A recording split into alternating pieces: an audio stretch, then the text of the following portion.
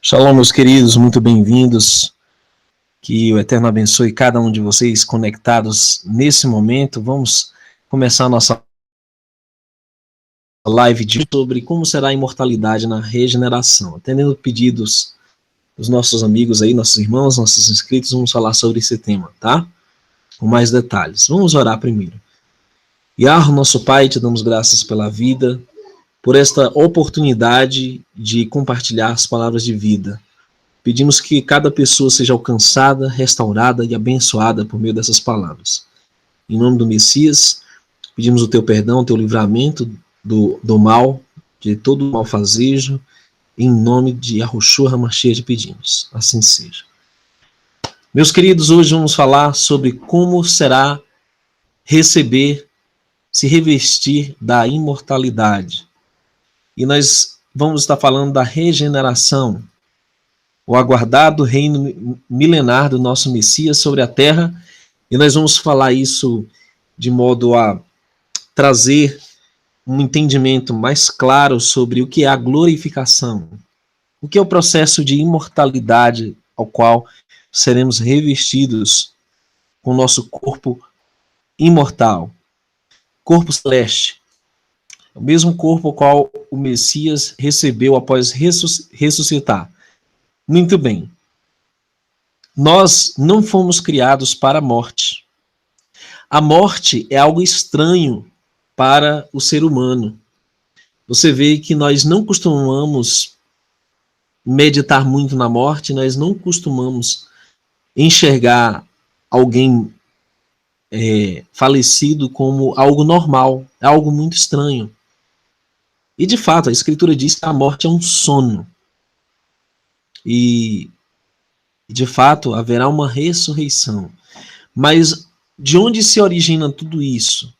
Primeiramente, o Criador fez o homem para que vivesse eternamente. E nós sabemos que apesar das instruções do Criador no Jardim do Éden, o homem desobedeceu, comeu do fruto proibido, que ele tinha sido alertado, certamente morreria. E muitas pessoas questionam assim, mas o homem não morreu do fruto proibido com Eva. Porém, os efeitos do pecado já começaram a ser sentidos desde aquele exato momento. E o destino do homem era a morte eterna. Veja esse texto de Gênesis, muito curioso, que nas entrelinhas revela uma verdade tremenda. Então disse Yahweh, o Criador: eis que o homem é como um de nós, sabendo o bem e o mal. Ora, para que não estenda a sua mão, e tome também da árvore da vida, e coma e viva eternamente. Então, o que o Criador fez? Ele privou o homem do acesso à árvore da vida no Jardim do Éden. Porque mesmo na condição de pecador, se ele provasse do fruto da árvore da vida, ele poderia viver eternamente. Ou seja, a vida eterna, a imortalidade, elas estão associadas à árvore da vida. E a árvore da vida, por sua vez, está associada ao Criador. Ela é banhada pelas águas que emanam do trono do Altíssimo, conforme o livro de Enoque narra, né? Que é da água da vida que a árvore da vida é regada. A água da vida, ela rega as raízes da árvore da vida que tem o fruto da imortalidade. E como nós paramos para pensar nisso, como o homem terá acesso a essa árvore da vida, como ele pode, ainda nas condições de pecado, as condições terríveis hoje da humanidade, ainda ter acesso a essa imortalidade? Nós vamos agora entender melhor. Aqui no livro de Romanos 3:23 diz: porque todos pecaram e destituídos estão da glória de Yahweh, o Eterno, Criador. É importante entender as entrelinhas desse texto. O pecado priva da glória do Eterno. E a glória, Kevod, né, o esplendor do Eterno, eles têm a ver com o seu caráter, com o seu poder, com essa vida que emana dele. E o homem, na condição de pecado, ele está destituído desta glória. Infelizmente, é uma condição que toda a humanidade se colocou depois do pecado, dos nossos primeiros pais. E Romanos 6,23 diz que o salário do pecado é a morte, e podemos dizer, morte eterna. Mas o dom gratuito de Yahweh é a vida eterna por meio de Yeshua HaMashiach. Então, é importante considerar isso. O pecado gera morte eterna, mas há o dom gratuito, que é a vida eterna. É um presente. E esse presente foi escolhido ser dado por meio do seu Filho, nosso Messias Yeshua. E isso é importante, queridos, que Yeshua HaMashiach é a vida. Ele próprio diz, eu sou a ressurreição e a vida, João 11:25. Aquele que crê em mim viverá. É importante que uma das maiores promessas da Escritura é a vida eterna para aqueles que seguem ao Cordeiro, aqueles que aceitam o Messias, aqueles que seguem o Criador dos céus e da terra. E a vida eterna é algo buscado por toda a humanidade. Independente da crença, independente de serem ou não seguidores do Messias, crerem ou não na Escritura, todos buscam imortalidade. Porém, segundo a Escritura, não há como burlar a imortalidade sem o Pai, sem o Filho, que é o meio pelo qual o Pai nos concede esse presente, a imortalidade, a vida eterna. E se nós sabemos que o grande problema entre nós e a imortalidade é o pecado, nós temos que entender a natureza do pecado. Em 1 João 3,4 diz que o pecado é a transgressão da Torá. Em algumas versões dizem iniquidade, porém nós sabemos que a anomia, né, a palavra iniquidade, nico, quer dizer sem Torá, contra a Torá. E Torá se entende por lei, se entende pelo conjunto de instruções que o Criador deu ao homem, né, nas Escrituras. Começar pelos livros da lei, né, os profetas, os salmos, os escritos sagrados e o testemunho do Messias, né, no que chamam de Novo Testamento.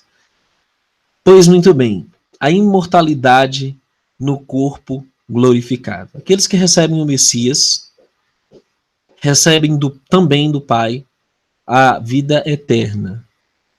E em 1 Coríntios 15, nós temos uma descrição de como se dará essa imortalidade. Veja que interessante. Aqui vos digo um mistério, a partir do verso 51. Na verdade, nem todos dormiremos, ou seja, nem todos vamos morrer, mas todos seremos transformados. Num momento, no abrir e fechar de olhos, ante a última shofar, a última trombeta, porque o shofar soará e os mortos ressuscitarão incorruptíveis e nós seremos transformados. Então, veja, nesse contexto, Paulo está se referindo ao ato de glorificação. Aqui não está falando da velocidade da segunda vinda, está falando da velocidade na qual seremos transformados diante da segunda vinda do Messias. Porque convém que isto que é corruptível, ou seja, o nosso corpo mortal, que envelhece, que se deteriora, que se enfraquece, que morre, convém que isto que é corruptível se revista da incorruptibilidade, e que isto que é mortal se revista da imortalidade. Então, vamos meditar, meus queridos. O Criador vai fazer com que corpos mortais e até mesmo defuntos ou restos humanos nos sepulcros sejam revestidos de imortalidade na sua vinda, automaticamente. Esse será o destino dos servos do Altíssimo. E quando isso acontecer, já não morreremos mais. Já não saberemos mais o que é cansaço, já não saberemos mais o que é dor, o que é sede, o que é fome e certas limitações do corpo físico humano que nós temos. Nós vamos falar um pouco mais sobre isso adiante. O verso 54 diz: e quando isto que é corruptível se revestir, e isto que é mortal se revestir da imortalidade, então cumprir-se-á a palavra que está escrita: tragada foi a morte na conquista. Então, finalmente, o último inimigo será vencido, né? E aqui Paulo fala: onde está a morte? O teu aguilhão. Ou seja, cadê o teu veneno, a tua picada? Onde está, ó Sheol? Ou seja, lê-se, onde está, ó mundo inferior, né? É o sepulcro, onde está, ó abismos, a tua conquista? Ora, o aguilhão da morte é o pecado e a força do pecado são as violações contra a Torá. Então, para entender a natureza da vida eterna, da salvação, meus queridos, você não pode, de maneira nenhuma, ser indiferente à Torá. Você não pode ignorar as escrituras no que chamam de Antigo Testamento. Todo o processo de pecado, vida eterna, salvação, a revelação do Criador, do Messias, o nosso Salvador, ela gira em torno das Escrituras. Infelizmente, a maioria dos crentes, né, digamos assim, estão alienados em relação a essa revelação tremenda. Por isso que, para entender esse plano espiritual, é preciso considerar a Torá, já que o pecado são as violações contra a Torá. E nós sabemos que o reino do Messias será um reino de justiça, onde lá haverá a verdadeira justiça, onde lá não vão haver violações contra a Torá. O verso 57 diz: mas louvo a Eloá que nos dá a conquista por nosso Salvador, Yeshua HaMashiach. Então é por meio do Messias, aquele que tem o poder sobre a morte, que conquistou o abismo, aquele que venceu a morte, aquele que foi até o Sheol, conquistou as chaves da morte do Sheol, aquele que tem jurisdição, autoridade sobre a própria morte, aquele que tem poder sobre o pecado, aquele que nos dá vitória sobre o pecado, é que teremos a vitória sobre a morte e o pecado. O Apocalipse 2, 26 e 27 relata alguns pontos tremendos sobre esse processo da imortalidade e como ela será desfrutada no mundo vindouro, né, que chama no hebraico Olam Rabá. E Apocalipse 2, 26 e 27 diz: e ao que vencer e guardar até o fim as minhas obras, eu lhe darei poder sobre as nações. E com vara de ferro as regerá, e serão quebradas como vasos de oleiro, como também recebi de meu Pai. É importante observar que é somente ao vencedor que será dadas as promessas do Apocalipse, né, dadas 7 congregações israelitas, né, 7 chamadas igrejas. E você nota aí, meu querido, meu irmão, minha irmã, você nota aí que o vencedor é que herdará todas essas coisas.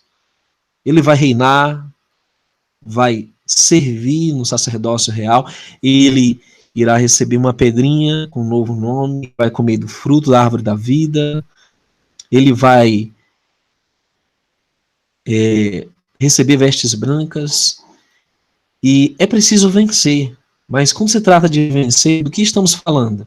É vencer as tentações, em primeiro lugar, que levaram Adão e Eva a pecar e a serem expulsos do paraíso ou da vida eterna. Vencer o pecado, vencer Satã, nosso adversário, vencer o nosso próprio eu, vencer a morte, que é o último inimigo.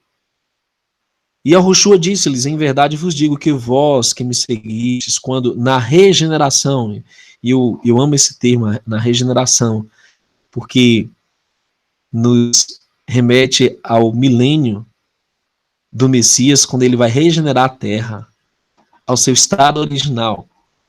Quando a palavra diz que eu vou fazer novos céus, nova terra, não é algo que nunca existiu previamente, mas sim que ele vai renovar a terra, as suas condições originais, quando era no início de tudo, no Éden. E diz, o Filho do Homem se assentar no trono da sua glória, também vos assentareis sobre 12 tronos para julgar as 12 tribos de Israel. Mateus 19, 28. Então, na regeneração, nós já estaremos com um corpo glorificado e imortalizados, já não morreremos. O Apocalipse 21 diz que já não haverá mais morte, nem pranto, nem dor, nem clamor, que as primeiras coisas passaram. E isso é plenamente concluído quando a Cidade Santa descer no final do milênio. Porém, você observa que o ato de ser glorificado, já que eles irão estar na presença da glória do Messias, Yahushua, durante esse milênio, por isso que a segunda vinda é esse ponto decisivo. Não vai haver arrebatamento secreto, essa transformação não vai se dar no âmbito despercebido, inaudível, silencioso, né, ou invisível. Não, todos verão a imortalidade dos santos. Eles serão transformados diante dos seus inimigos. Segundo Tessalonicenses 1,10, diz que quando o Messias vier, para ser glorificado nos seus santos e para se fazer admirável naquele dia, em todos os que creem, porquanto nosso testemunho foi crido entre vós. Então, o Messias virá para ser glorificado por meio dos seus santos. O ato de ser glorificado implica que eles creram no Messias, que eles foram obedientes aos mandamentos, implica que eles têm a perseverança dos santos para resistir à época da tribulação, enfrentaram o anti-Messias e testemunharam todos os acontecimentos que provaram toda a terra. Isso é importantíssimo. Por isso que ele vai vir para ser glorificado nos seus santos e se fazer admirável naquele dia. Queridos, medite sobre como será tremendo o processo da glorificação. E digamos que a glorificação é a terceira e última fase do processo da redenção. Por quê? Porque Romanos 8,30 diz que aos que predestinou, ou seja, aqueles que ele conheceu, né, de antemão, que ele já sabia quem iria tomar a decisão pelo reino, pela vida eterna, a esses também chamou, né? Nós não cremos na predestinação calvinista, porém nós sabemos que o Criador é todo sabedor de todas as coisas e ele sabe aqueles que o querem, aqueles que desejam imortalidade. A esses também chamou. E aos que chamou, a esses também justificou. Então, aqui está o primeiro ponto, que é ser justificado. O ato de ser tornado justo, um tzadik, um praticante da Torá, um obediente aos mandamentos. E aos que justificou, ou seja, aqueles a quem ele tornou justo, lógico, não por nossos méritos, mas pelo perdão do Messias aos nossos pecados passados, e mediante o poder dele para a obediência no presente. Aqueles a quem ele também justificou, esses também glorificou. Então, para ser glorificado, você tem que ser eleito, conhecido pelo Criador. Você tem que ser chamado, você tem que ser justificado. E esses são passos que muitos não querem tomar.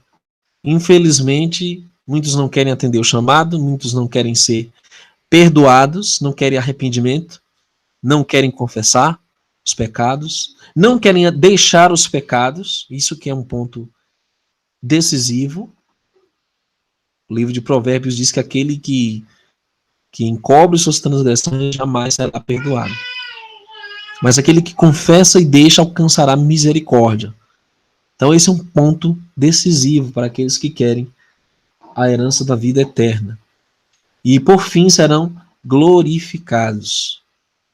Glorificação na segunda vinda é o ato em que os santos receberão poder, receberão um corpo glorioso. E, resumindo uma longa história, o próprio Messias cita, um dos trechos do livro de Enoque, serão como os anjos. Serão como os anjos. Zacarias 8, 20 a 23 diz: assim diz Yahweh, Zavaot, os exércitos, ainda sucederá que virão os povos e os habitantes de muitas cidades, e os habitantes de uma cidade irão a outra, dizendo: vamos depressa, suplicar o favor de Yahweh, e buscar Yahweh Tzavaot, ou seja, o Senhor dos Exércitos, eu também irei. Assim virão muitos povos e poderosas nações a buscar em Jerusalém, a Yahweh Tzavaot e a suplicar o seu favor. Assim diz Yahweh, naquele dia sucederá que pegarão 10 homens de todas as línguas das nações. Pegarão sim na orla das vestes de um Yahudim, de um judeu, um israelita, e dizendo: iremos convosco, porque temos ouvido que Yahweh está convosco. Queridos, esse momento é quando as nações irão reconhecer que esses que estão glorificados são israelitas de fato. São seguidores do Messias hebreu, são servos do Altíssimo, Deus de Israel, o Eterno de Israel. E infelizmente, eu falo com muito pesar que a maioria não quer aceitar um Messias hebreu. Se negam a reconhecer a identidade hebraica dele. E mais ainda, o Eterno, né, que é um, ele é o único, não há outro além dele. É aquele a quem a Escritura chama de Eliom, o Altíssimo. Shaddai, Todo-Poderoso, é aquele que é o único que é o soberano, o Altíssimo. E, infelizmente, negam essa historicidade bíblica, negam essa realidade, né, tremenda que está revelada diante de nós. E eu pergunto, você quer imortalidade? Você quer experimentar a vida eterna, meu querido? 1 Coríntios 15, 24 a 26 diz: virá o fim quando tiver entregado o reino a Yahweh, ao Pai, e quando houver aniquilado todo o império, toda a potestade e força. Porque convém que reine até que haja posto a todos os inimigos debaixo de seus pés. Ora, o último inimigo que há de ser aniquilado é a morte. Eu não vou entrar em muitos detalhes sobre esse evento da aniquilação do pecado e da morte, mas o livro de Enoque é tremendo quando ele fala ali da última semana profética. Temos vídeos sobre isso aqui, e quando o Apocalipse 20, ele descreve como se dará o fim, né? Pelo menos em 3 fases. A primeira delas é que os inimigos de Israel vão atacar o acampamento dos santos em Israel, e eles serão devorados pelo fogo dos céus. A segunda fase é que tronos serão postos e grandes, pequenos e os mortos serão julgados e sentenciados de acordo com suas obras, e ali haverá a segunda morte. A Escritura diz que a morte eterna, essa é eterna, é a segunda. Estes que passam pela segunda morte depois do milênio, né, é quando realmente serão todos os mortos que serão vomitados pelo Sheol, pelo mar, pelos sepulcros. Esses serão realmente punidos com o julgamento, o juízo final. Aí não haverá mais morte, nem pranto, nem dor. Terceira parte, queridos, é quando a profecia de 1 Coríntios 15, 26 se cumpre. Quando o último inimigo há de ser aniquilado. É quando a Escritura diz que o próprio Sheol, o abismo, eu não sei como vai funcionar isso, quem entende da cosmologia bíblica sabe que abaixo da Terra plana existem abismos de águas. E a Escritura diz que esses abismos serão lançados, esse abismo, Sheol, será lançado no lago de fogo e enxofre. Né? A morte e o inferno, como diz o Apocalipse, serão lançados no Sheol. Ou seja, tudo que é inferior, tudo que é do submundo será aniquilado. Não vai haver dualidade na eternidade. Não vai haver mais pecado. Não vai haver mais trevas. Não vai haver mal. Só reinará a paz, só reinará o amor, só reinará o bem. E, queridos, é quando, de fato, todos os que estiverem já imortalizados durante esse reino do Messias vão ver o triunfo final da vida sobre a morte. E é quando as memórias serão apagadas, né? As tristes memórias, né? A saudade dos entes queridos que ficaram para trás, que não quiseram nada com o Messias. E essa é uma síntese do plano da salvação, porque toda a Escritura, a Bíblia, ela gira em torno disso, de pecado e salvação. E nos mostra um antídoto para isso, que é o nosso Messias. Fora disso, não há salvação. Fora dessa explanação dentro da Escritura, não há vida eterna. Não tem como.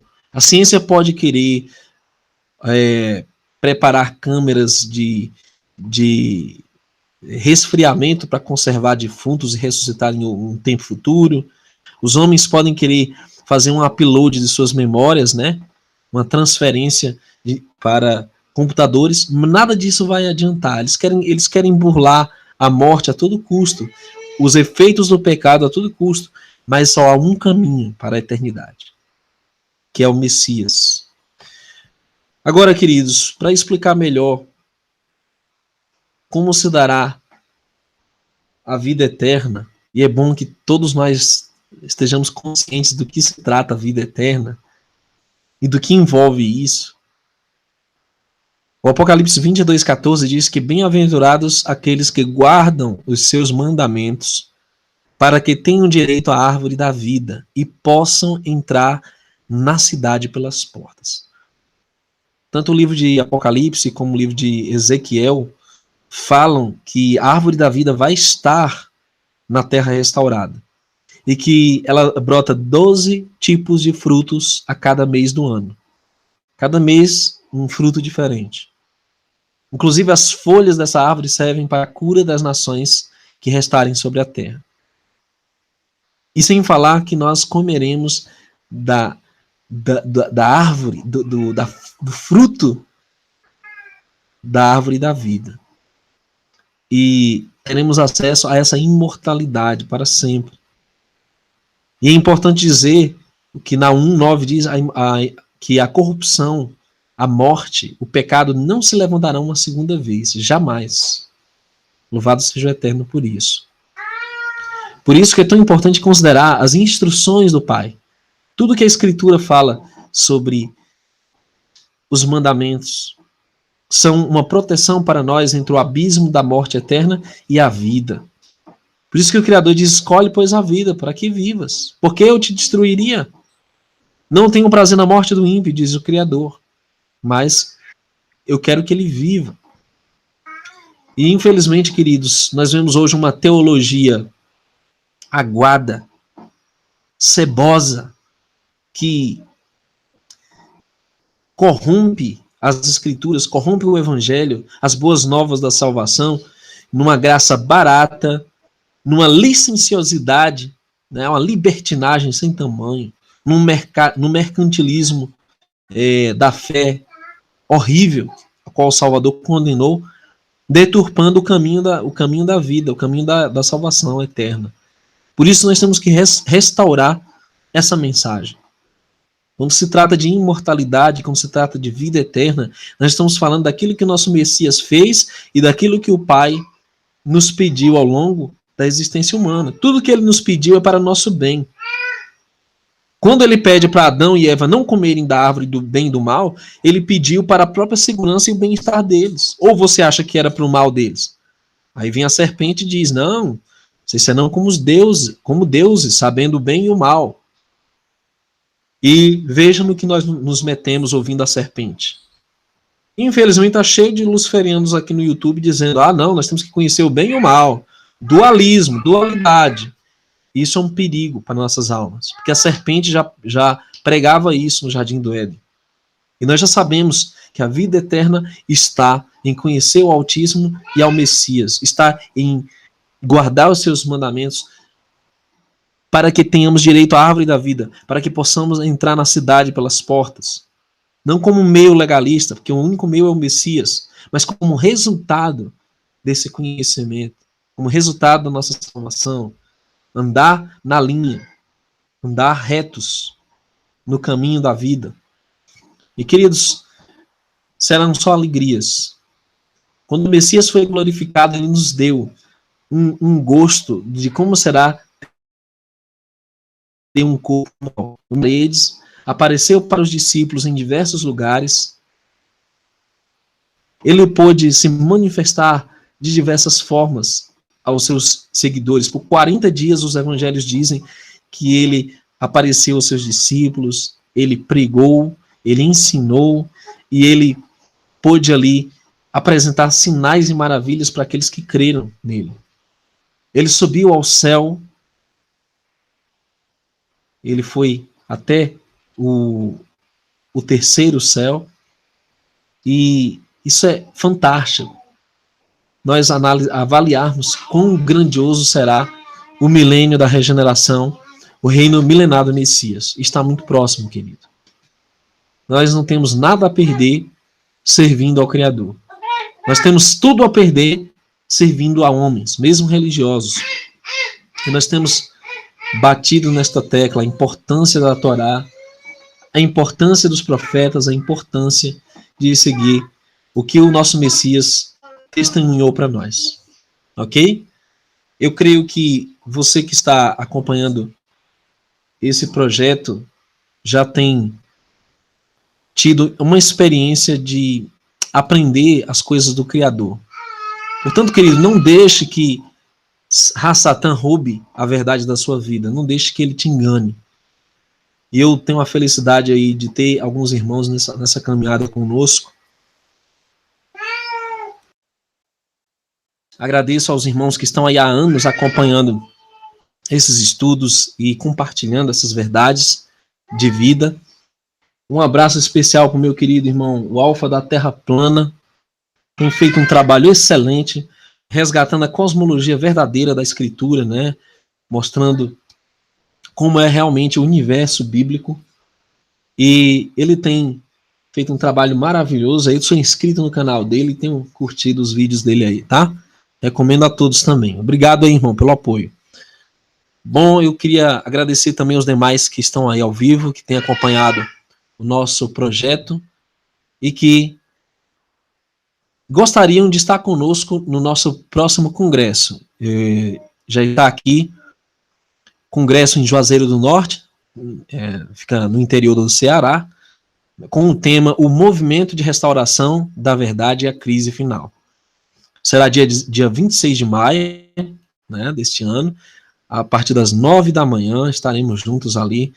Então, eu convido a todos a região do Cariri, as pessoas que estão aí nas cidades próximas, né, até Pernambuco, outros estados que fazem fronteira ali com essa parte do Ceará, Piauí também, se não me engano, né, Piauí, Ceará, Piauí, Pernambuco, tá? Você já sabe, a entrada é grátis.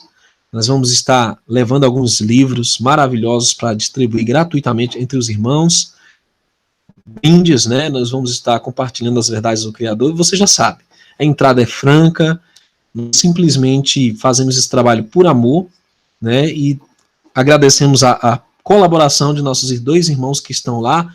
Na verdade, são 3 e alguns outros, né? Que estão participando para convidar pessoas lá localmente, tá? Shalom para o irmão Vanderilson, a irmã Laedna, a esposa dele, a irmã Vera Gugel, né, toda a família dela que está empenhada nesse projeto, e aos irmãos que já estão se inscrevendo aí. Já recebi algumas inscrições, que o Eterno abençoe, né, cada um, e participem conosco nesse projeto, ok, irmãos? Nós temos aí alguns pequenos custos para cobrir de viagem, e aqueles que puderem também participar colaborando serão muito bem-vindos.